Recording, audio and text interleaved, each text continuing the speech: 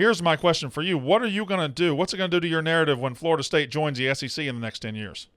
It's going to be tough. It's going to be tough. I can promise you one thing. I will never chant SEC in any way, shape, or form. I don't care if Florida State is in the conference. If they're not playing for the title, I'm not cheering for anybody. But Danny, that's the only way you should cheer for your team. But that's a lie. That's a lie that's perpetuated on SEC fans. All right. Florida fans did it back in the day. Alabama fans did it a couple times. But I promise you, I'm a Mississippi State fan, and we get absolutely run over by the rest of the conference at all times. We're a double-wide trailer in a neighborhood of mansions, okay? I understand that. So I will never root for Alabama to win. I will never root for LSU to win. I want them all to lose. So I will never chant SEC either, and the rest of us don't do that. We don't chant SEC. All right, that's Alabama fans. They got their own thing. Get me fired up on them. All right, so maybe you don't do the chant. Do you root for them to win the title? No. No.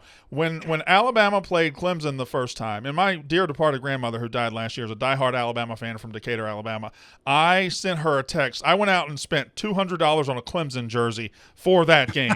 I had a Luck of the Irish shirt when Notre Dame played Alabama in the playoff. Like I want Alabama to lose at all times. The problem is you can want Alabama to lose in one hand and shit in the other and see which one fills up faster. Because wanting Alabama to lose and wanting Georgia to lose doesn't really get us very far because they figure it out, football, and that is, hey, go do whatever you got to do off the field to get the best players in, and that's what's going to happen. Hey, do you guys want to participate, or am I just running this? Well, I mean, you don't really allow us to. Yeah.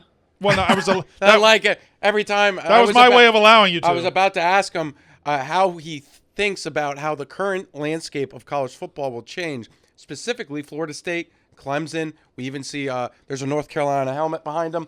How will those? He stole that. Yeah. Well, how will those powers move on into this next era of college football, or is it already set? It's definitely. This feels like this.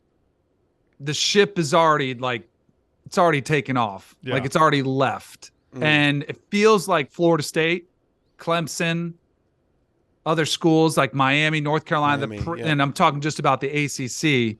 The schools that have a long-term interest in succeeding in football and playing at the highest level, they are trying to either get on the ship before it's too late, or they're trying to get the ship to come back to port, right? Michael Alford, the Florida State athletic director, just made some waves a couple weeks ago when he's talking to the board of trustees, and he's laying out financially how this is not sustainable, and it's not. And that's been a concern of mine ever since we saw the new TV deals with the SEC and the Big Ten, and you start to see Florida State, who's already at a disparity with every other team in the ACC, getting about half of what the SEC and Big Ten teams are getting in revenue every single year.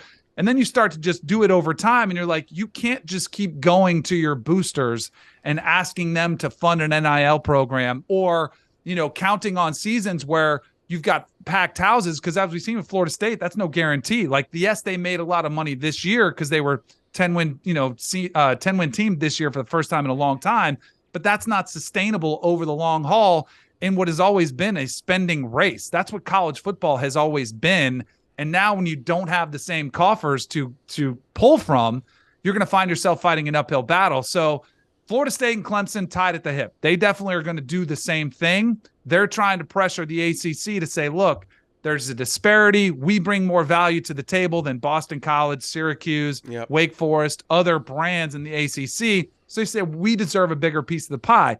I think that's a temporary solution that Jim Phillips, the commissioner of the ACC, can look at, can consider to appease them.